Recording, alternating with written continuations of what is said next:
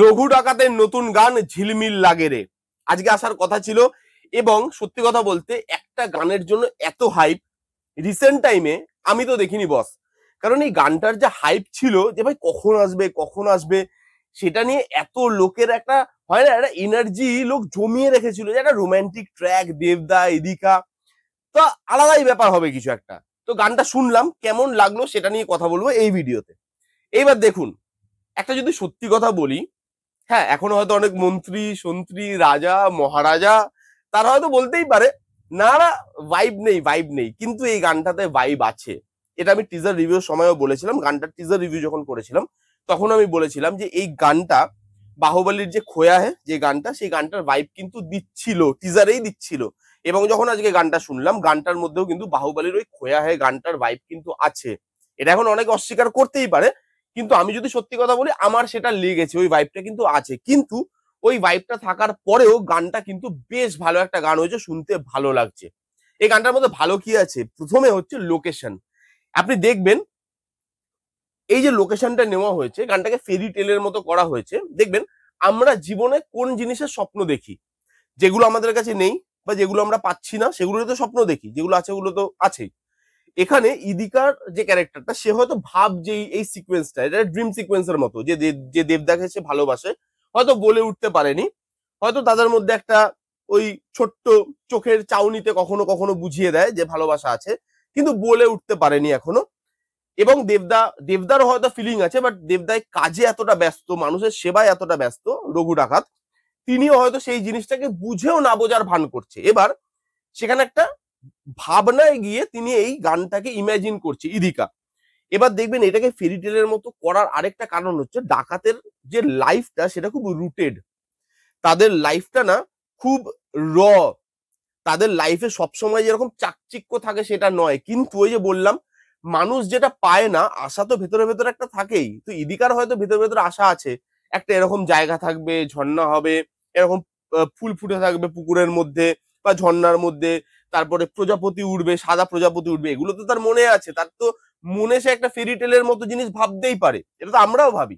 তো সেখানে সেই জিনিসটাকে যেভাবে ফেরি টেলের মধ্যে আনা হয়েছে সেটা কিন্তু জাস্টিফাইড, ভালো লাগছে দেখতে। এবং যে লোকেশন নেওয়া হয়েছে, যেভাবে গানটা শুট করা হয়েছে সেটা বেশ ভালো লাগে। দেবদার বডি, এবং দেবদার বডিটা এখানে আরো না বিশাল লাগছে, কেন জানেন? তার কারণ হচ্ছে যখন ইদিকা তার কাছে আসছে, ইদিকার তো ছোটখাটো বডি, ছোটখাটো রোগা পাতলা চেহারা, দেবদার পাশে যখন আসছে না ইদিকাকে এইটুকু লাগছে, আমি বলছি এইবার বোঝা যাচ্ছে যে দেবদার বডিটা কতটা বিশাল। তার পাশে যখন একজন কেউ এসে দাঁড়াচ্ছে তখন বোঝা যাচ্ছে দেবদার রকম বেয়ার বডি, খালি গায়ে দাঁড়িয়ে আছে, ইদিকা রোগা পাতলা চেহারা, সে আসছে না, মনে হচ্ছে এটা কি। এবং আপনি দেখবেন ইদিকা এবং দেবদার কেমিস্ট্রি কিন্তু ওয়ার্ক করে। একটা গানের মধ্যে একটা রোমান্টিক ট্র্যাক, সেই গানে সেই ভালোবাসার প্যাশনটা থাকা দরকার।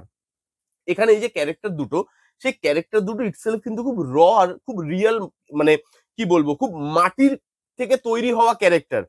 এটা কিন্তু আমাদের ওই হিরো নয় যে হিরো আসছে 100টা গুন্ডাকে মেরে দিচ্ছে, সেই হিরো কিন্তু রঘু ডাকাত নয়।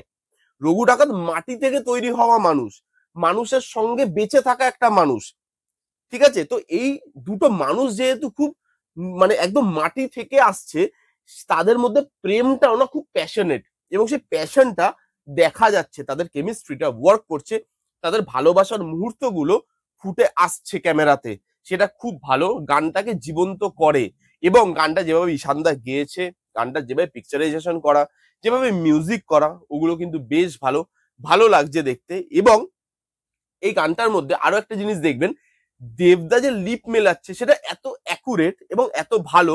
আমার যেটা মনে পড়ছে ছোটবেলা যখন দেবদার ওই পাগলু টাগলু বেরোচ্ছে আর কি, তারও আগে ধরুন, তো দেখুন স্কুলে দেবদাকে নিয়ে জিদ্দাকে নিয়ে কথা তো হতোই। এবার যেহেতু আমি বাংলা মিডিয়ামে পড়ি তো সেখানে আরো বেশি কথা হতো বাংলা সিনেমা নিয়ে। এবার কি হতো, তখন দেবদার সিনেমা কারোর ভালো লাগতো কারোর ভালো লাগতো না, সেটা তাদের পার্সোনাল ব্যাপার, কিন্তু তারা প্রত্যেকেই না একটা জিনিস খুব মানতো প্রথম থেকেই, যে দেবদা গানের লিপ খুব ভালো দেয়। এখানে আপনি দেখুন তো প্রমাণ দিচ্ছে, গানে কি সুন্দর লিপটাকে ম্যাচ করিয়েছে এবং কি সুন্দর মনে হচ্ছে দেবদাই যেন গাইছে। এবং আপনি দেখবেন ঈশান দাও না গলা একটা রাস্টিক ভাব এনেছে, এত সুবিশাল চেহারা, দেবদার একটা ভয়েস, সেখানে যেভাবে জিনিসটাকে ম্যাচ করানোর চেষ্টা করেছে তিনি গায়কের মধ্যে দিয়ে, ভালো লাগছে দেবদার লুক। সব থেকে ভালো লুক লেগেছে আমার লাস্টে, যেখানে পুরো ওই ভিজে মানে চুলটা আশ্রয়নি, স্নান করার পর যা হাত দিয়ে এরকম করে হয় না, ওই জায়গাটায় দেবদা লোক কালো পুরো ড্রেস পরে, ওখানে দেবদাকে আমার হেভি লেগেছে। পুরো পুরো গানটাই খুব ভালো ভাইব একটা দিচ্ছে বাহুবলী, সেটা আমি মানছি, আমি ভিডিওর প্রথমেই বলে দিলাম। এবার কেউ অস্বীকার করলে সেটা তার ব্যাপার, কিন্তু দিচ্ছে আপনি ভালো করে যদি দেখেন। কিন্তু গানটা যেভাবে পিকচারাইজেশন করা হয়েছে, যেভাবে ড্রিম সিকোয়েন্সটাকে আনা হয়েছে, কেন ড্রিম সিকোয়েন্স আসছে সেটা যেভাবে মানে আনা হয়েছে, এবং এই সেম জিনিসটা যেই লজিকটা আমি এখানে দিলাম সেটা কিন্তু বাহুবলীর ক্ষেত্রেও প্রযোজ্য। তামান্নার যে ক্যারেক্টারটা, সে ওরকম র ক্যারেক্টার, তো সেখানে তার স্বপ্ন এরকম প্রজাপতি উঠছে হ্যান ত্যান।